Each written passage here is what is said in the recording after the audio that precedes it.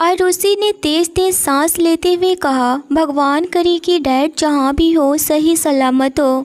रूहान, तुम सही कह रहे हो, शायद डैड घर पर ही हो सकते हैं। तुम एक काम करो, तुम घर जाओ, मैं भी घर जाती हूँ। तुम्हें डैड के बारे में कुछ पता लगे तो बताना, और अगर घर पर हुए तो मैं तुम्हें बता दूँगी। रूहान ने आरुषि को अपने सीने से लगा लिया तो आरुषि के आंखों से आंसू बह निकले और वह भरी आवाज़ से बोला, तुम ध्यान से जाना, प्लीज़ अपना ध्यान रखना और बिल्कुल परेशान मत होना। अंकल को कुछ नहीं होगा, पर तुम मुझे प्रॉमिस करो अपना ध्यान रखोगी। आरुषि ने भींगी हुई स्माइल के साथ सर हिला दी। आरुषि तेज़ी से घर की तरफ निकल पड़ी। वह बस यही दुआ कर रही थी कि किसी तरह उसके डैड सही सलामत मिल जाएं। 1 साल पहले जहां आरुषि अपनी प्यारी सी दुनिया में खुश थी, उसकी ज़िंदगी में सिर्फ रंग ही रंग भरे हुए थे, और वह भी रंग बिरंगे। वह और अपने भाई और उसके डैड तीनों अपनी प्यारी सी दुनिया में बहुत खुश थे। आरुषि अपने भाई शुभ को जान से भी ज़्यादा प्यार करती थी। उसके डैड शुभ उसकी दुनिया थे और उसकी खुशी में 4 चांद लगा दिए थे। रूहान जो आरुषि को बेहद प्यार करता था। रूहान आरुषि के लिए उसकी दुनिया में शामिल हो चुका था। वह अपनी जान से भी बढ़कर उसे प्यार करती थी। रूहान की भी तो जान थी आरुषि। आज भी वह दोनों हमेशा की तरह मिले थे एक पार्टी में। आज वह पार्टी में बहुत ही खूबसूरत सी साड़ी पहनी हुई थी। ब्लैक शिफॉन की साड़ी में आरुषि भला की खूबसूरत लग रही थी। आज उसके कॉलेज की एक फ्रेंड की बर्थडे पार्टी थी जिसमें रूहान भी आया हुआ था। आरुषि रूहान के गले लगकर कहने लगी, तुम आए तो मुझे बहुत अच्छा लगा, वरना मैं कब से अकेले बोर हो रही थी। मुझे बिल्कुल भी अच्छा नहीं लग रहा था। इतना सुनकर रूहान कहने लगा, स्वीट हार्ट, मैं तो तुम्हारे पास ही हूँ ना। और वह इतना कहते हुए आरुषि के गले लग गया। तभी आरुषि की फ्रेंड आई और कहने लगी, आरुषि यह कौन है, मुझे इनसे इंट्रोडक्शन नहीं कराओगी। आरुषि रूहान से दूर हुई और कहने लगी, यह है मेरे बहुत ही अच्छा वाला फ्रेंड रूहान। रूहान भी आरुषि के फ्रेंड को हेलो बोला। वह लड़की भी रूहान को हेलो बोली और हैंड शेक किए। कुछ ही देर में बर्थडे पार्टी ख़त्म हो गई और आरुषि और रूहान दोनों हमेशा की तरह पास के पार्क में मिलने आए थे। पर उसे क्या पता था, रणवीर नाम का डेविल उसकी ज़िंदगी तबाह करने वाला था। इन सब से अनजान वह अपनी ही मस्ती में मग्न थी। आरुषि, अरे मेरी बात तो सुनो, कहाँ भागे जा रही हो। पार्टी दिन में थी, इस वजह से उन्हें अभी काफ़ी वक्त मिल गया था एक दूसरे के साथ अकेले में टाइम स्पेंड करने के लिए। आरुषि उसने ब्लैक कलर की शिफॉन की साड़ी पहनकर पार्टी में गई हुई थी। उसे साड़ी पहनना बहुत अच्छा लगता था। वहीं उसे साड़ी पहने हुए देखकर आरुषि को रूहान काफ़ी ज़्यादा ही अट्रैक्टिव लग रही थी। कमर तक बाल लहरा रहे थे। वह हंसते हुए लगातार पार्क में बहुत सारे पेड़ थे उधर ही भागे जा रही थी। और रूहान, उसने ब्लैक डेनिम की शर्ट पहनी हुई थी और black jeans, black sports shoes. उसकी ब्लैक खूबसूरत आंखें खुशी में चमक रही थी। माथे पर बिखरे बाल उसको और डैशिंग बना रहे थे। परफेक्ट बॉडी, 6 फुट 2 इंच की हाइट, बेहद ही चार्मिंग लग रहा था। वह आरुषि के पीछे भागे जा रहा था। जब भागते भागते थक गया तो वह थक कर वहीं घास पर बैठ गया। आरुषि, उसने पीछे मुड़कर देखा तो मुंह बनाकर उसने पास आकर बैठ गई और गुस्सा करते हुए कहा, बस इतना ही दम है तुम में। रूहान, मुझसे बात मत करो। रूहान ने आरुषि का हाथ पकड़कर उसे बाहों में गिरा लिया। फिर उसे आई कांटेक्ट करते हुए कहा, अगर मैं दम दिखाने पर आया ना तो मेरी आरुषि घबरा जाएगी। यह कहते हुए रूहान आंखें बंद करते हुए आरुषि के होठों पर देखते हुए उसकी तरफ बढ़ने लगा तो आरुषि ने जल्दी से अपनी उंगली रूहान के होठों पर रख दी और धड़कते दिल के साथ कहने लगी, अपने यह जज्बात जरा अभी काबू में रखो मिस्टर रूहान। अभी शादी नहीं हुई है हमारी। अपने यह जज्बात जरा अभी काबू में रखो मिस्टर रूहान। अभी शादी नहीं हुई है हमारी, तो अभी इतना आउट ऑफ कंट्रोल नहीं हो, समझे। इतना कहते हुए वह उठकर चलने लगी। रूहान उसके पीछे आते हुए बोला, हाँ तो नहीं हुई तो हो जाएगी ना, इसमें कौन सी बड़ी बात है। बंदे ने प्यार किया है तुमसे, अब शादी तो करूँगा ना, तब तक क्या मैं एक किस भी ना करूँ क्या। यह कहते हुए रूहान जल्दी से भागकर आरुषि के सामने आ गया। फिर आरुषि का हाथ पकड़कर उसे अपनी बाहों में खींच लिया। तभी तेज ठंडी हवाएं चलने लगी और तेज बिजली की आवाज़ और बारिश की बूंदें अचानक ही बरसने लगी। आरुषि ने खुद को रूहान से अलग करते हुए कहा, रूहान देखो मौसम ख़राब हो गया है, तुम प्लीज़ मुझे घर छोड़ दो, मुझे जल्दी जाना होगा वरना डैड परेशान होंगे और शुभ भी घर पर अकेले होगा और वह स्कूल से भी आ गया होगा, मुझे जाना होगा। अगर वह स्कूल से नहीं आया होगा तो लाना भी होगा, काफ़ी देर हो रही है। यह बता दे कि शुभ अभी 2 स्टैंडर्ड में पढ़ता था और वह थोड़ा चुलबुला सा भी था, इस वजह से आरुषि उस पर ज़्यादा ध्यान दिया करती थी और उसके डैड भी, क्योंकि आरुषि और उसके डैड के अलावा शुभ के लिए है ही कौन। इतने छोटे से बच्चे को उसकी माँ छोड़कर चली गई और शुभ इतना छोटा बच्चा था, उसको संभालना, उसके माँ की तरह प्यार करना कोई खेल बात तो नहीं है ना। आरुषि ने अपने भाई शुभ को बहुत प्यार दिया करती थी, उसे बिल्कुल माँ की कमी भी महसूस नहीं होने देती थी। यह सब देख कर के बृजमोहन जी भी थोड़े इत्मीनान से हो गए थे कि आरुषि अपने भाई को बहुत प्यार करती है, इसलिए शुभ भी आरुषि को बहुत प्यार करता था और उसे दीदी कम माँ की जगह बहुत ज़्यादा ही मानता था। यह कहते हुए खुद को रूहान की बाहों से आज़ाद करने लगी, पर बारिश की गिरती बूंदें जैसे दोनों के अरमानों को जगा रही थी। एकदम बारिश तेज हो गई, वह दोनों पूरी तरह भीग चुके थे। बारिश की गिरती बूंदे से 2 भीगे बदन जैसे जलने लगे थे। रूहान ने अपनी पकड़ आरुषि की कमर पर टाइट बनाकर उसके चेहरे पर हल्की सी उंगली टच करते हुए कहा, तुम क्यों मुझसे दूर जाना चाहती हो स्वीट हार्ट। यह मौसम भी नहीं चाहता है कि हम अलग हों, देखो यह भी चाहता है कि हम नज़दीक हो जाएं। रूहान की खुमार भरी बातें, उसका प्यार आरुषि को खुद में समा कर उसे बेकाबू सा कर रहा था। उसने शर्माते हुए रूहान को धक्का दी और दूर जाकर के खड़ी हो गई और कहने लगी, यह फालतू की बातें मत करो ना। रूहान मुस्कुरा कर और उसके पीछे जाकर खड़ा हो गया और आरुषि की कमर से उसके आते हुए कमर तक बाल को आगे की ओर कर दिया। एक हाथ आरुषि के पेट पर रख दिया जिससे कि आरुषि की आंखें बंद होने लगी और अपने लब आरुषि के पीछे से कमर पर रख दिया और भीगी कमर को किस करने लगा। साड़ी पहनने के कारण उसकी कमर खुली थी, जिससे एक धीमी सी आह आरुषि के होठों से निकल गई और उसकी आंखें बंद हो गई।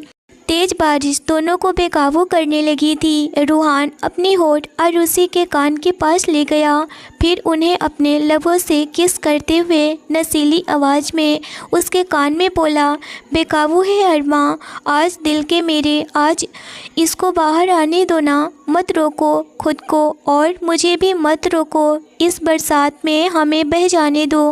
प्यासे हैं लब मेरे और प्यासी है रूह मुद्दतों से, इस प्यार से दिल को करार तुम आने दो ना, तभी प्लीज़ आरुषि मुझे मत रोको ना।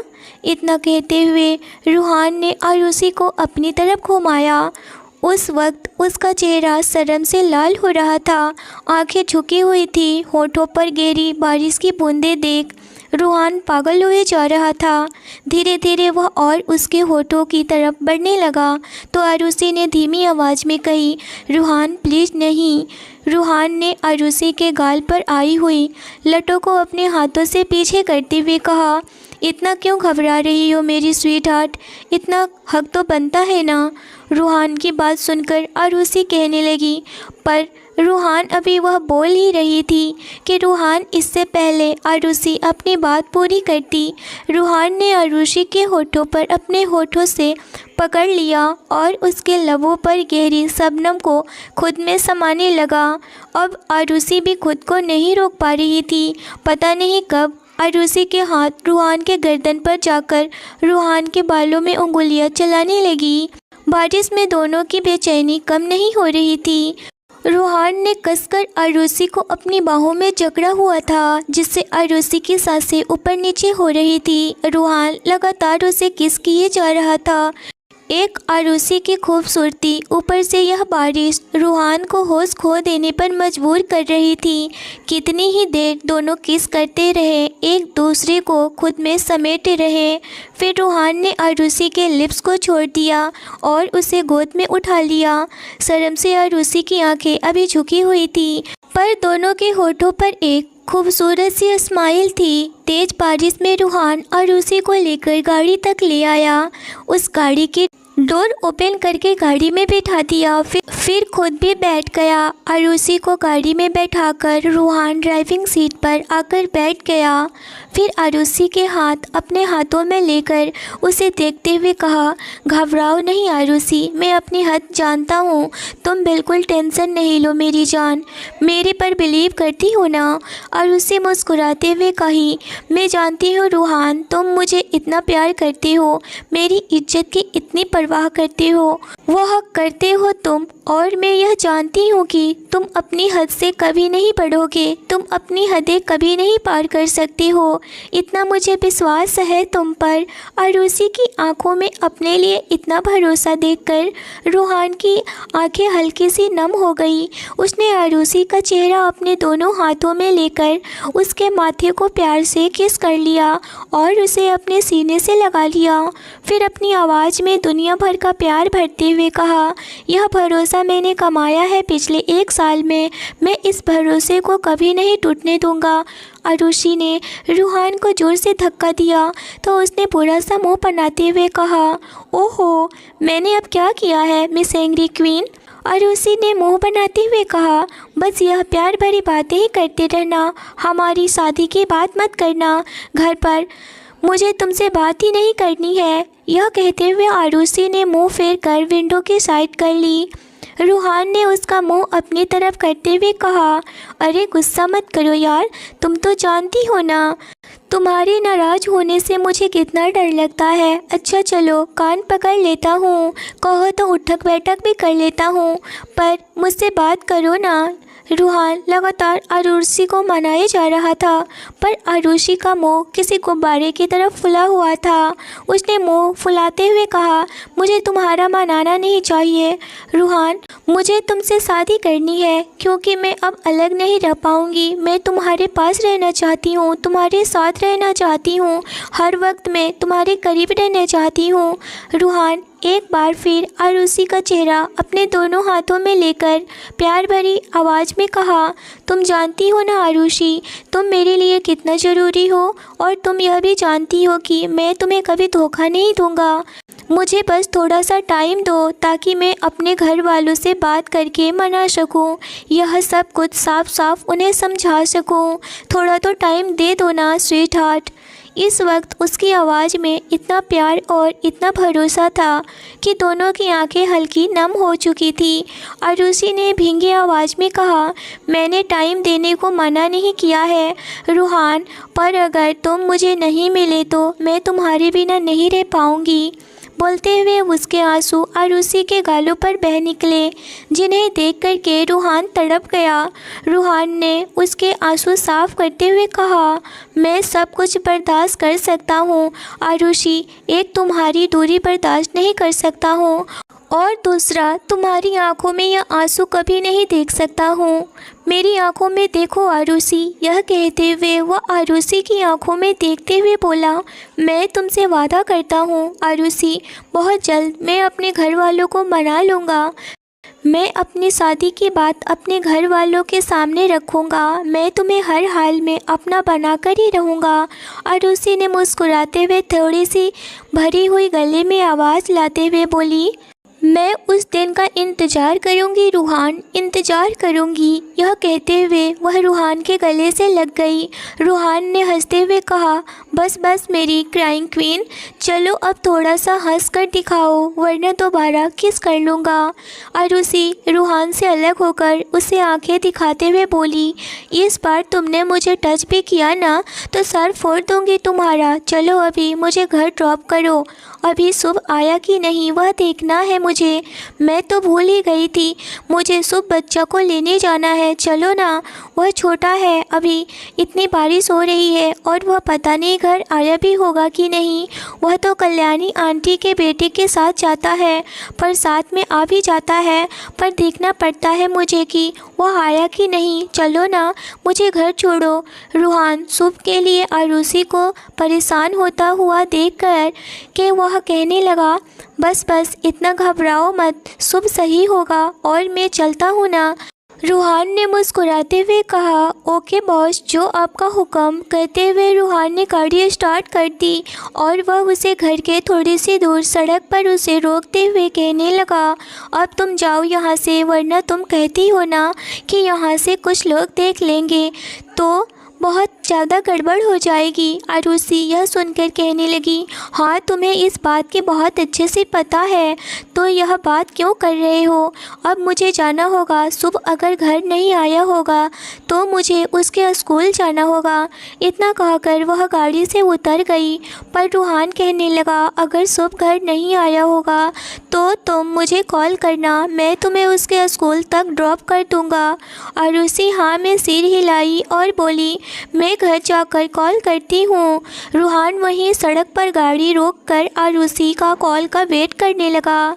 उधर आरुषि घर गई तो देखती है कि शुभ घर आ चुका था, तो वह फ़ौरन से रूहान को फ़ोन करके बता दी कि शुभ घर आ चुका है। रूहान सुनकर कहने लगा, ओहो, यह भी एक चांस था और तुम्हारे साथ रहने का, पर वह भी मिस हो गया।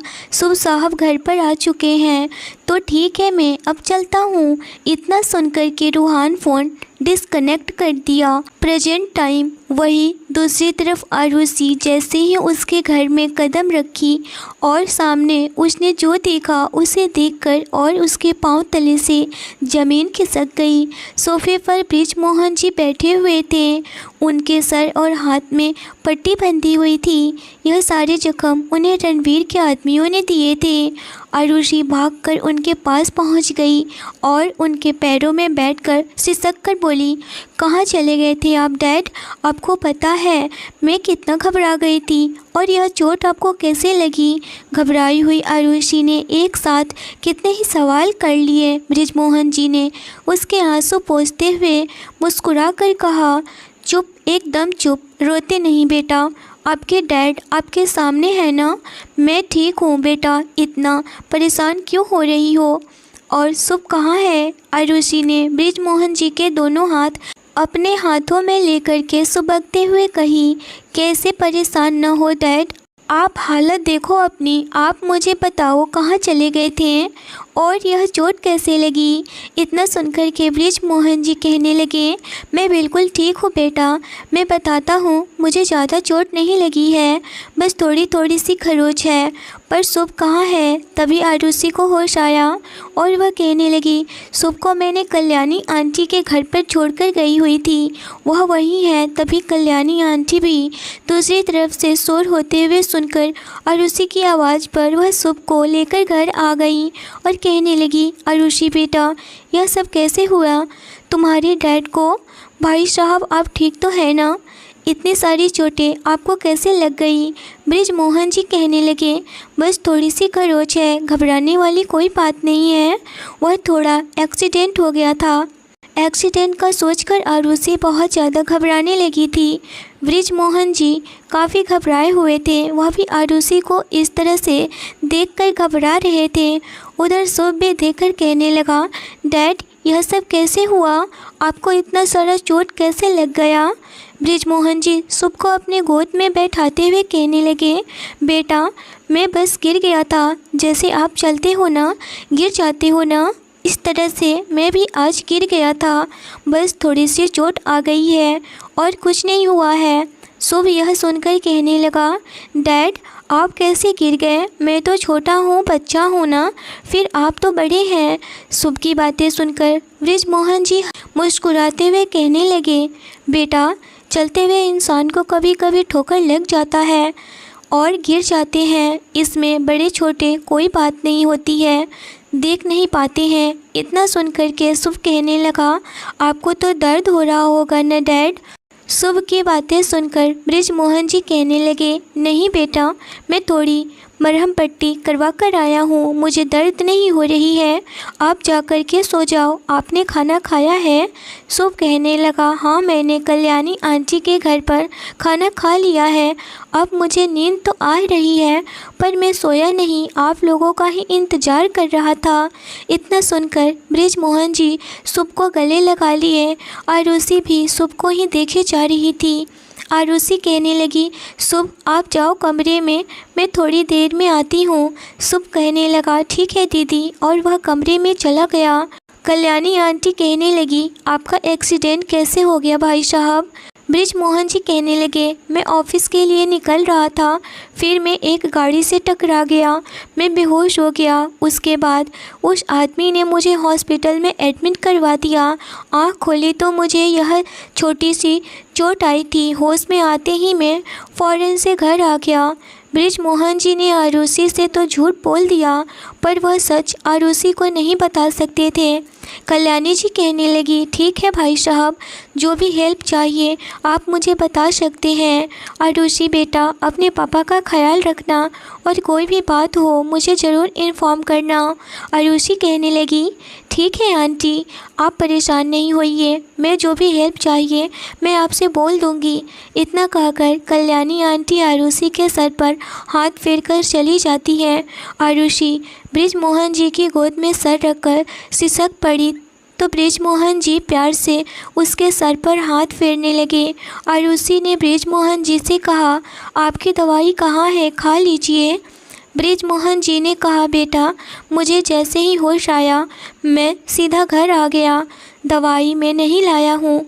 उनकी बात सुनकर के आरुषि फिक्रमंद होकर बोली, डैड आपकी तबीयत ठीक नहीं है, एक काम कीजिए, आप सो जाइए, मैं आपकी दवाई ले आती हूँ। बृजमोहन जी परेशान होते हुए कहा, पर बेटा अभी रात के 10 बज चुके हैं, तुम इस वक्त कैसे बाहर जाओगी?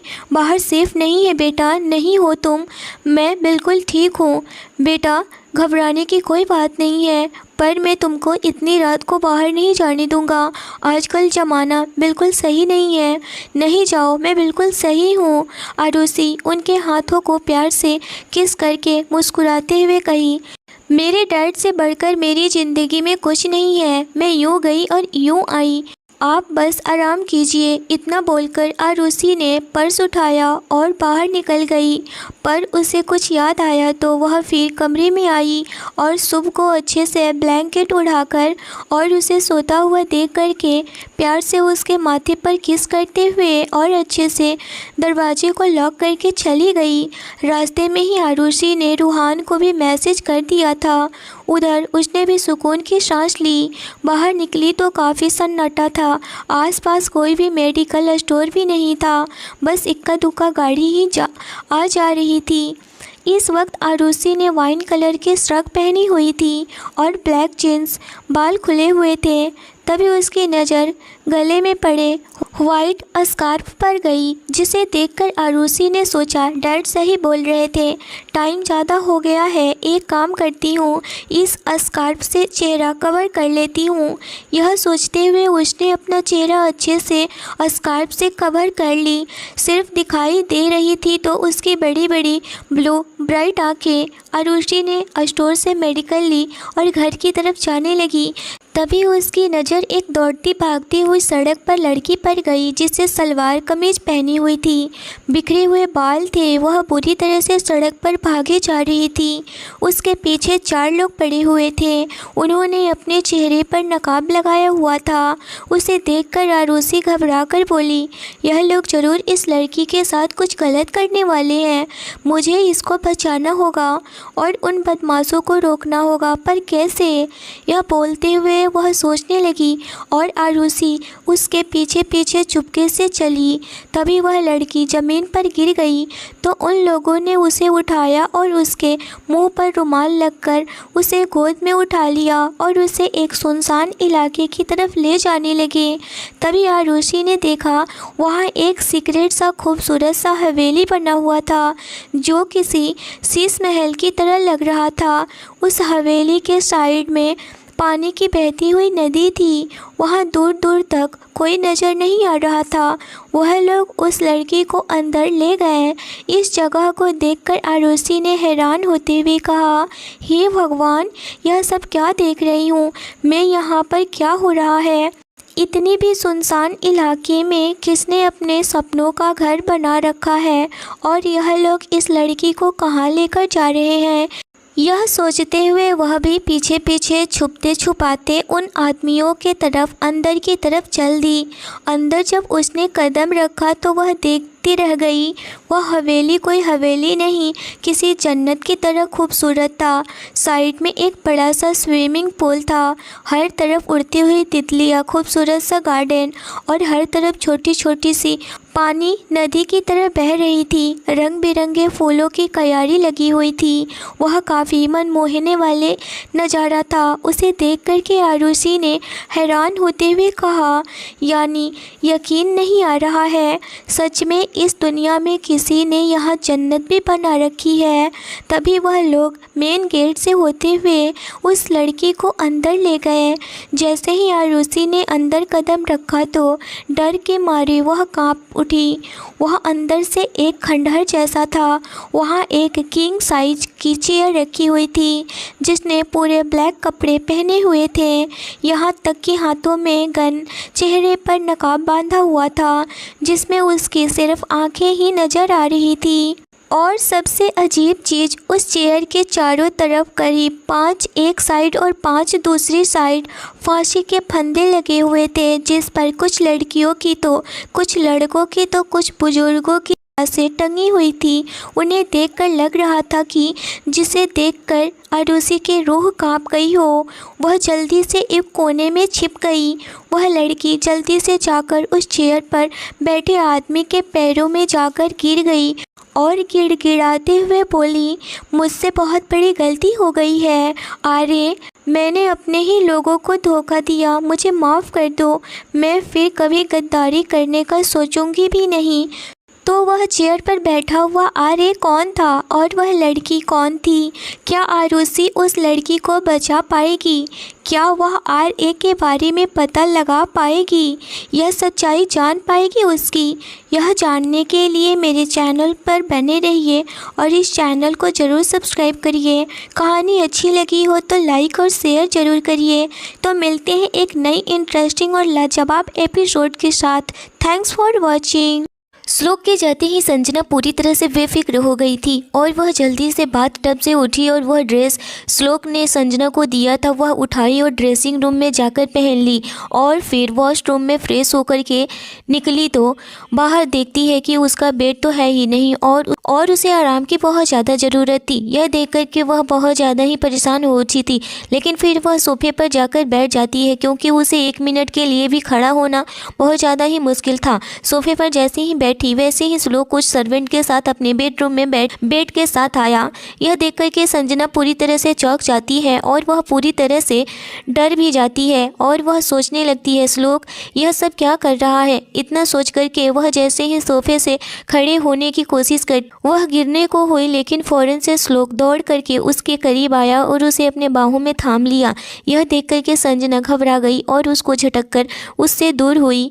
तभी यह देख कर के श्लोक कहने लगा, संजना तुम बिल्कुल टेंशन मत लो, अब घबराओ नहीं, मैं कुछ नहीं करूँगा। और इतना कह कर के वह सर्वेंट को कहने लगा बेड को सही से कर दो और वह बेड सही करके सर्वेंट वहाँ से जा चुके थे। यह देखकर संजना पूरी तरह से और भी ज़्यादा डरने लगी थी क्योंकि वह सर्वेंट वहाँ से चले गए थे। अब उस कमरे में संजना और श्लोक के अलावा कोई भी नहीं था। तभी संजना का हाथ पकड़े श्लोक उसे बेड पर बैठाता है। यह देखकर संजना पूरी तरह से डर जाती है कि कहीं श्लोक फिर से उस रात वाला हरकत फिर से ना कर करने लगे। डर से अब तो वह पूरी तरह से मर ही जाएगी। नहीं, फिर से तुम नहीं कर सकते हो मेरे साथ। मेरे प्लीज़ मुझे छोड़ दो, प्लीज़। मैं तुम्हारा क्या बिगाड़ा है? प्लीज़ मुझे छोड़ दो, मैं मर जाऊंगी। मुझसे ज़बरदस्ती नहीं करो। इतना सुनते ही श्लोक उसका हाथ अपने हाथों में लिया और कहने लगा, चुपचाप बैठी रहो, जो मैं कह रहा हूँ वह सुनो। इस बार उसके फेस का रिएक्शन बिल्कुल नॉर्मल था और वह संजना के सर पर हाथ रखकर बोला, मैं अभी सर्वेंट के हाथों से तुम्हारे लिए खाना भिजवाता हूँ, वह जल्दी से फिनिश कर लेना। यह सब देखकर और सुनकर के संजना तो पूरी तरह से चौंक सी गई थी, क्योंकि अचानक से श्लोक में इतना बदलाव देखकर वह बिल्कुल भी विश्वास नहीं कर पा रही थी कि श्लोक ऐसे उससे नॉर्मली बात कर सकता है। वह बिल्कुल नॉर्मल सी बात कर रहा था।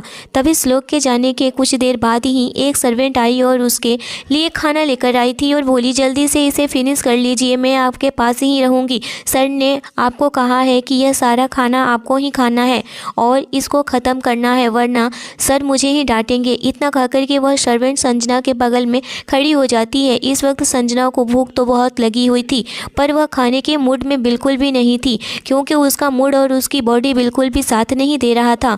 क्योंकि वह जिस दौर से गुजर रही थी वह खुद ही समझ नहीं पा रही थी कि उसके साथ हो क्या रहा है। इस वक्त संजना का दिल पूरी तरह से रो रहा था। उसकी हिम्मत भी नहीं हो रही थी कि वह उसे खाना को खाए। अभी सर्वेंट को वह बोल ही रही थी कि मुझे नहीं खाना है, मेरा मन नहीं है, लेकिन लेकर जाओ यहाँ से। तभी एक कड़क आवाज़ सुनाई देती है उसके कानों में कि जल्दी से जल्दी इस खाने को फिनिश करो, वरना तुम समझ लो उसके बाद मैं क्या करूँगा। अगर तुम खाना नहीं खाओगी तो कुछ और ही शुरू हो जाएगा। इतना सुनते ही संजना पूरी तरह से कांप उठती है और वह अब रात वाली बात को बिल्कुल भी नहीं होने देना चाहती थी। वह फिर से वहीं करे, इस वजह से वह टेबल के पास रखे हुए चेयर पर बैठ गई और वह खाना शुरू कर दी। और जैसे ही दरवाजे के पास देखती है तो श्लोक उसके लिए गर्मा गर्म सूप लेकर आया था।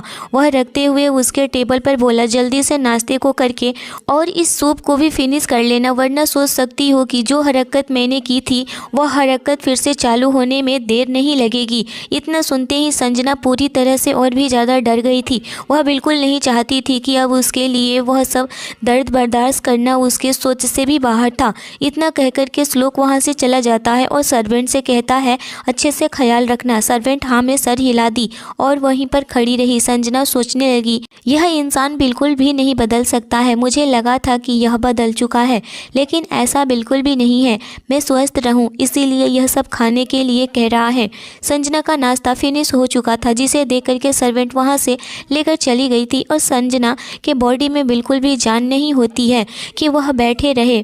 वह तुरंत बेड पर लेट जाती है और लेटते ही उसे नींद आ जाती है, क्योंकि वह बहुत ज़्यादा ही थक चुकी थी, बॉडी से भी और मन से भी। लेकिन सोते हुए भी उसकी आंखों में बहुत ज़्यादा ही आंसू आ रहे थे। पर संजना इस वक्त तो नींद में थी, फिर भी उसकी आंखों में आंसू आ रहे थे। उसके बॉडी में बहुत ज़्यादा ही दर्द हो रहा था।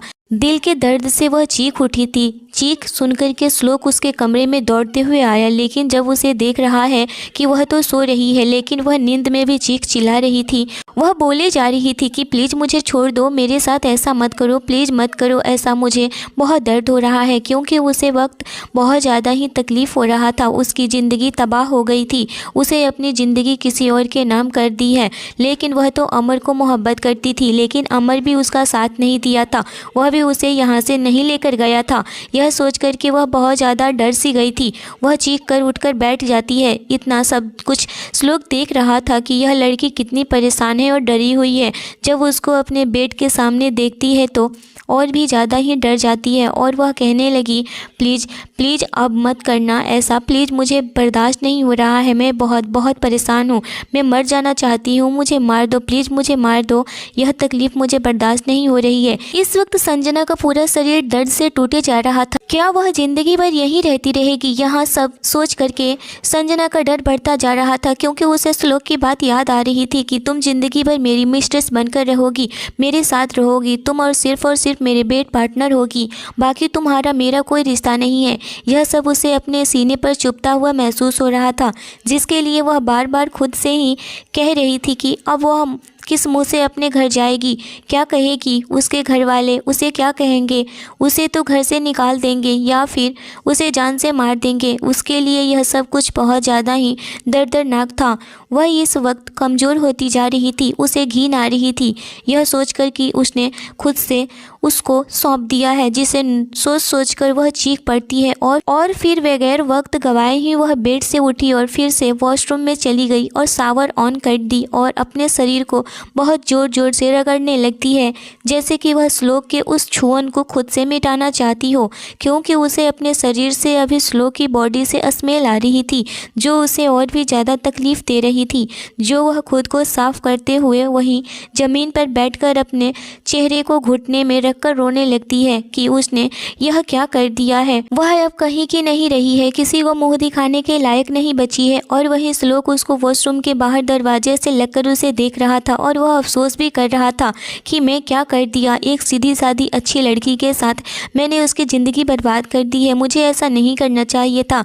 तभी दूसरी तरफ उसका फ़ोन बजने लगता है और फ़ोन पर वह कहने लगा, मैंने तुम्हें पहले भी कहा था ना कि वहाँ पर कोई भी प्रॉब्लम हो मुझे इन्फॉर्म करना। और फ़ोन कट कर दिया। अपनी जेब में रखकर कमरे से बाहर जाता है, तभी वॉशरूम से संजना के रोने की आवाज़ें आती है, जिसे सुनकर श्लोक के चेहरे पर एक अजीब सी बेचैनी घेर लेती है। लेकिन कुछ सोच करके उसके चेहरे के भाव बदल जाते हैं, जिससे कि श्लोक वॉशरूम की तरफ देखते हुए कहता है, तुम इसके लायक नहीं हो, पर मैं क्या करूँ, मैं मजबूर था। तुम जैसी भी हो बहुत अच्छी हो, लेकिन मैं अच्छा नहीं हूँ, मैं अच्छा नहीं बन सकता। यह कहकर श्लोक वहाँ से बाहर जाने लगता है। उसे कंट्रोल नहीं हुआ और वह देखते देखते ही रूम से बाहर चला जाता है।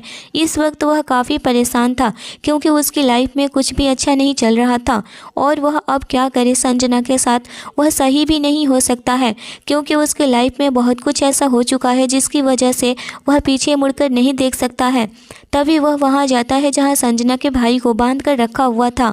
वॉशरूम से बाहर संजना निकल कर आती है और सोचने लगती है कि यह सब क्या किया मैंने, बहुत गलत हुआ है मेरे साथ। तभी उसके कमरे में एक सर्वेंट आती है जो कि उसकी माँ की उम्र की होती है। वह कहने लगी, बेटा तुम ठीक हो ना, तुम बहुत ज़्यादा ही परेशान लग रही हो, मैं अभी तुम्हारे लिए कुछ लेकर आती हूँ खाने के लिए।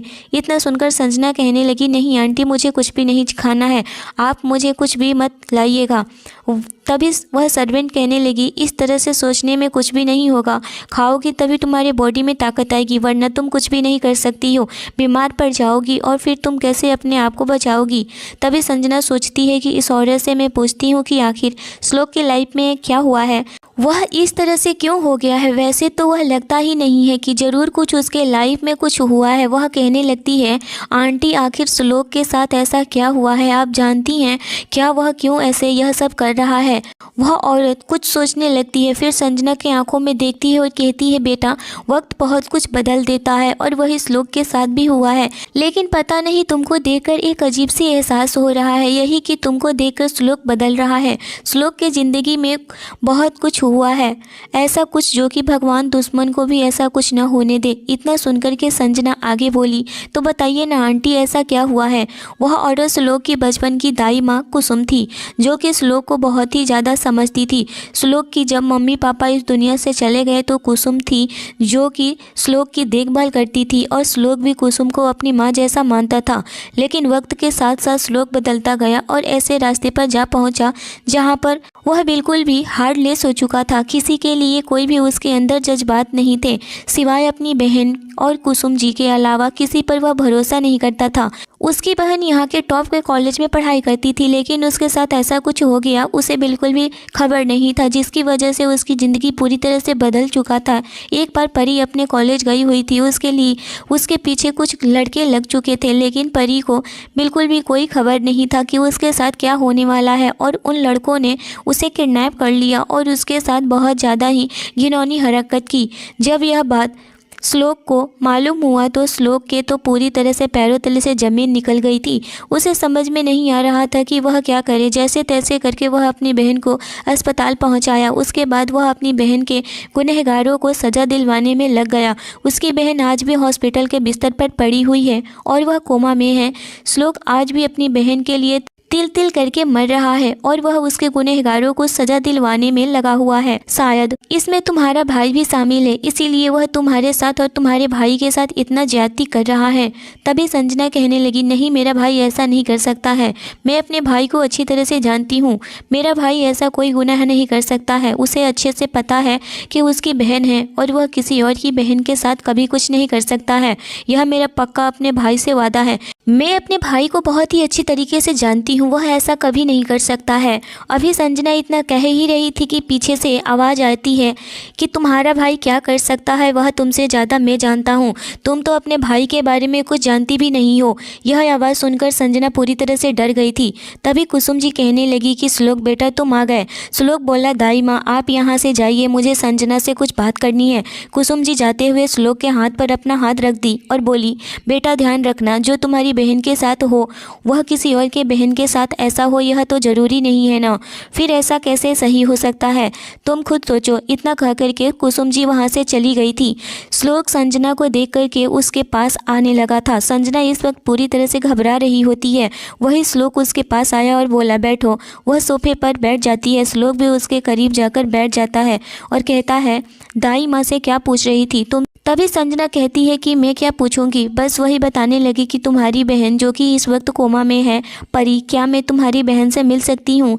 इतना सुनकर श्लोक गुस्से से संजना को देखने लगता है और बोला, तुम आखिर मेरी बहन से क्यों मिलना चाहती हो और उसके बारे में तुम क्यों पूछ रही थी? तुम और तुम्हारा भाई दोनों एक जैसे हो। एक उसे तकलीफ देता है और एक उसके तकलीफ पर नमक लगाने की कोशिश कर रहा है।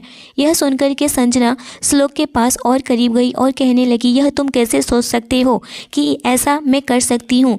क्या तुम्हें लगता है कि मैं ऐसा कर सकती हूँ? तुम्हारी बहन को तकलीफ दूंगी? तुम क्यों मेरे बारे में हमेशा उल्टा सोच रहे हो?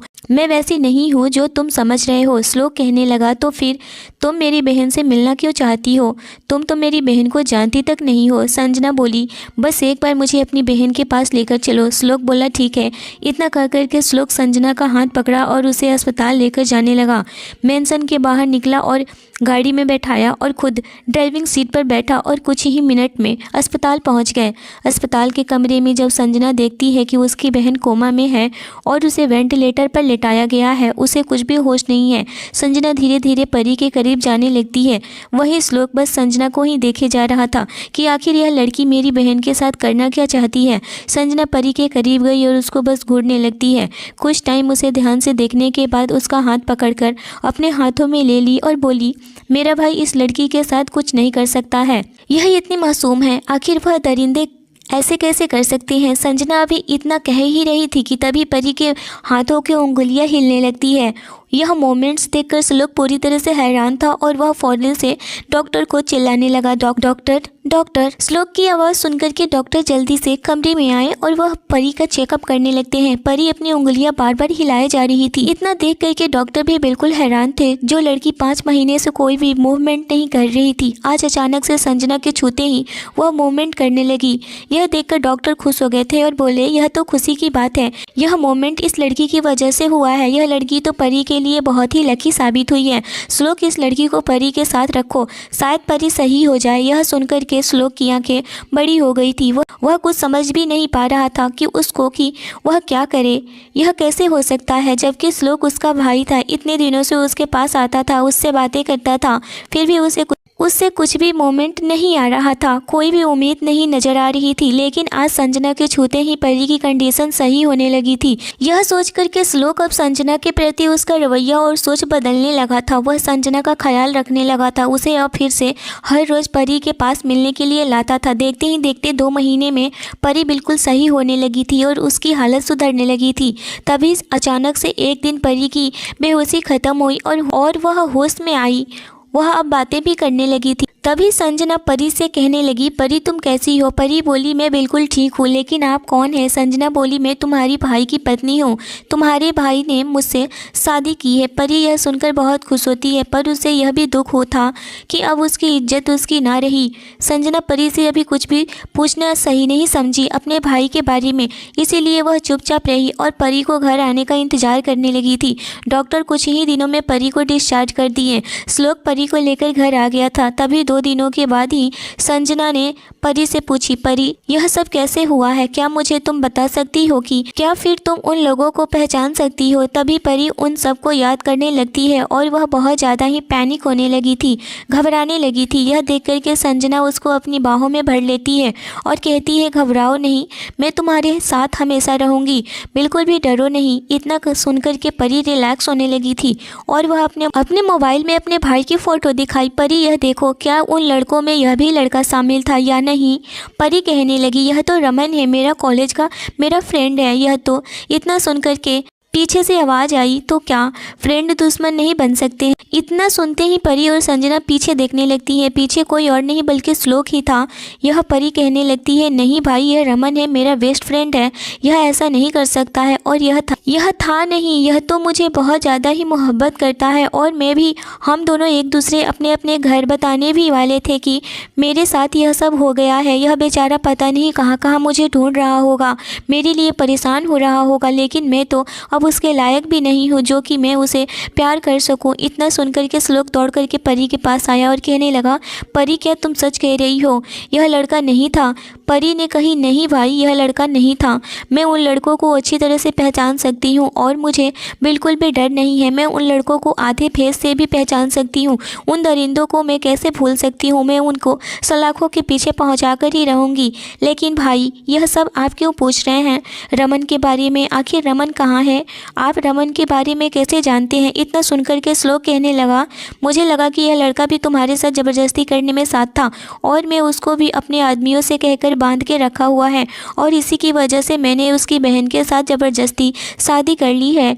यह सुनकर परी रोते हुए कहने लगी, भाई एक बार भी आप सोचे नहीं, यह सब करने से पहले आपकी बहन के साथ इतना सब कुछ हुआ और आप किसी और की बहन के साथ इतना करेंगे। आपने यह सोच भी कैसे लिया, जब आपकी बहन के साथ इतना हुआ तो आप कैसे रिएक्ट कर रहे थे। जरा सोचिए कि किसी और की बहन के साथ आप ऐसा करेंगे तो उस इंसान पर क्या बीतेगी। यह सुनकर के श्लोक परी के बिल्कुल करीब हुआ और उसके पैरों में पड़ गया और कहने लगा, परी मुझे माफ़ कर दो, मुझे नहीं पता था कि इतना सब कुछ हो जाएगा। और यह सब भाई इतना ही बोल करके चुप हो गया था क्योंकि उसकी बातें उसके गले में ही अटक गई थी। यह सब देखकर संजना कहने लगी, चलो अब तो मेरे भाई को छोड़ दो। और अभी वह बोल ही रही थी कि उसके बोलने से पहले ही श्लोक कहने लगा, संजना प्लीज़ मुझे माफ़ कर दो, मैं तुम्हारे पैर पड़ता हूँ, मैं जानता हूँ कि मैं बहुत बड़ा गुनाह किया है, तुम्हारे साथ बहुत ज्यादती की है, लेकिन मुझे माफ़ कर दो। इतना सुनते ही संजना श्लोक का हाथ अपने हाथों में ले लेती है और कहती है, श्लोक में तुम्हें माफ़ कर दिया है क्योंकि जिस भाई की बहन के साथ इतना कुछ हो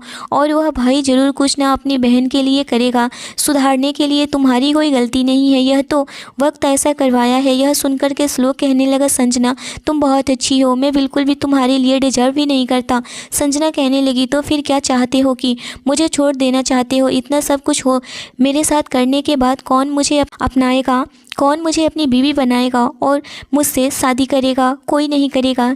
यहाँ तक कि मैं अमर से प्यार करती थी, मोहब्बत करती थी, अमर भी मुझे मोहब्बत करता था, लेकिन वह अमर जो कि तुम्हारे ही बड़े बड़े कॉन्ट्रैक्ट्स हैंडल करता है, वह मुझे तुम्हारे साथ कमरे में देखकर भी मुझे बचाने के लिए नहीं आया था। वह खुद तो मुझे ऐसी हालत में छोड़ा है, वह मुझे अपनाएगा बिल्कुल भी नहीं। और अब तुम भी मेरे साथ इतना सब कुछ करने के बाद कह रहे हो कि मैं तुम्हारे लायक नहीं हूँ, तो मैं कहाँ जाऊँ, मर जाऊँ, मुझे मार डालो। इतना सुनकर के श्लोक पूरी तरह से हैरान था। क्या अमर संजना को जानता था, लेकिन वह संजना को बचाने क्यों नहीं आया। और अगर वह मोहब्बत करता था संजना से तो उसे ज़रूर बचाता। लेकिन श्लोक के दिमाग में बहुत बातें घूमने लगी थी और वह संजना से पूछने लगा कि अमर को कितने टाइम से जानती हो। संजना अचानक से चौंक जाती है इस बात पर और कहने लगी, इसका मतलब। श्लोक कहने लगा, मैं जो पूछ रहा हूँ उसका बस जवाब दो। संजना कहने लगी, बस 4 साल से। इतना सुनकर के श्लोक कहने लगा, अच्छा अब समझ में आई बात की सब कहाँ से शुरू हुआ है और कहाँ ख़त्म होगा। किसी को फ़ोन करता है और कहता है, रमन को सही सलामत मेरी गाड़ी में बैठाकर उसे मेरे मेंशन लेकर आओ।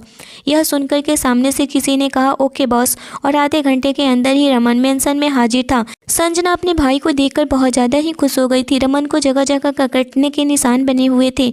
यह देखकर परी बिल्कुल भी हैरान हो गई थी। परी तो यह सोच भी नहीं सकती थी कि उसका भाई उसके साथ ऐसा कर सकता है। परी रमन को देखते ही उसके गले लग जाती है। श्लोक को थोड़ी सी भी उम्मीद नहीं थी कि ऐसा कुछ भी हो सकता है। श्लोक ने रमन से माफ़ी मांगा। रमन, मुझे माफ़ कर दो, मुझे नहीं पता था कि तुम सही हो। मैं अपने बहन के प्यार में बिल्कुल अंधा था। मैं अपनी बहन के गुनहगारों को सज़ा दिलवाना चाहता था और मुझे किसी ने बताया था कि तुम भी उन सब में शामिल हो और अब मैं उसे बताऊंगा कि आप कौन गुनहगार है। यह कहकर के श्लोक वहाँ से चला जाता है। संजना श्लोक के पीछे जाती है और कहती है, श्लोक कौन है वह? यह बात सुनकर के श्लोक अभी भी चुप था, कोई भी जवाब नहीं दिया था।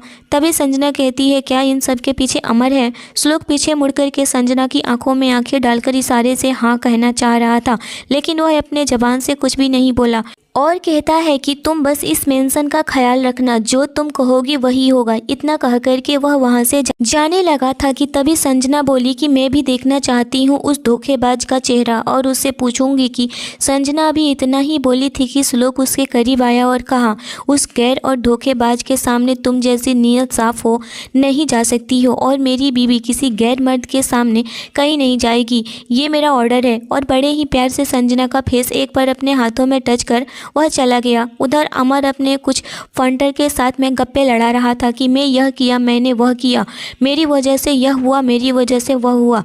इतने में ही श्लोक वहां पर पहुंचता और उसके गिरेबान को पकड़कर कहने लगा कि तुमने क्या किया है मुझे सब पता है और तुम खुद बताओगे या फिर मैं पूछूं अपने तरीके से। तभी अमर समझ गया था कि श्लोक को सारी बातें पता चल गई है। अमर कहने लगा, हाँ मैंने ही ऐसा कुछ किया है, तुम्हारी बहन के साथ भी मैंने यह सब कुछ करवाया है। और वह लड़की संजना जो कि मेरे प्यार में पागल थी, जो चाहता था वह मैं उससे कर नहीं पाया और उस वक्त तुम उससे अपने साथ लेकर गए और उससे शादी भी कर लिया। याद है तुम्हें जब तुम्हारी बहन कॉलेज में थी तुम उसे छोड़ने जाते थे। मैं उसे पसंद करता था, मैं उससे बातें करना चाहता था, उससे प्यार करना चाहता था, लेकिन उसने क्या किया, मुझे उस कॉलेज से ही निकलवा दिया। मैं बस उसी का बदला लेना चाहता था और आज मैं वही किया। वह रो रही है, तड़प रही है, लेकिन उस टाइम उसने मुझे तड़पाया और वह रमन नाम के लड़के से मोहब्बत कर बैठी। इस बात पर श्लोक पूरे गुस्से के साथ उसे एक पंच मारा और फिर पंच पर पंच मारता गया और इतना मारा कि उसके ज़बान से एक भी आवाज़ नहीं निकल रही थी और अपने बॉडीगार्ड से बोलकर उसको 1 मिनट में ही 9-2-11 करवा दिया। श्लोक 1 मिनट के लिए वहीं बैठ गया था और सोचने लगा था, मैंने यह सब कुछ क्या कर दिया, सब उल्टा कर दिया, मुझे नहीं करना चाहिए था। रमन इतना अच्छा लड़का है, संजना इतनी अच्छी लड़की है, मैंने उन दोनों की ज़िंदगी बर्बाद कर दी, लेकिन उन दोनों की ज़िंदगी सुधारना मेरा काम है। मैं ही बुरा किया है उन दोनों के साथ और मैं ही सब सही भी करूँगा। इतना कह करके वह अपने कार में बैठता है और सीधे मेंशन आता है और आते ही मेंशन में संजना को पुकारने लगता है। संजना इस वक्त अपने कमरे में थी और वह अपने मम्मी पापा को याद कर रही थी। तभी श्लोक उसके पास आवाज़ लगाते हुए जाता है और कहता है, संजना मैं कब से तुम्हें आवाज़ दे रहा हूँ, कहाँ थी तुम? संजना फ़ौरन से श्लोक के कहने पर वह उठ खड़ी होती है और डर से कांपने लगी थी। यह देखकर के श्लोक अपना हाथ की मुठिया कस लेता है और यह कहने लगा, संजना प्लीज़ मुझसे डरो मत।